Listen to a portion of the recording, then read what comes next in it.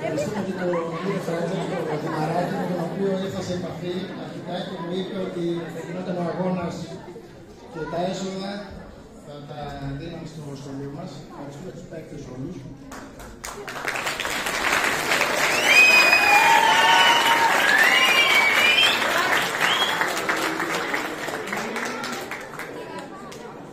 Κύριε Δημαράκη, μια κουβέντα.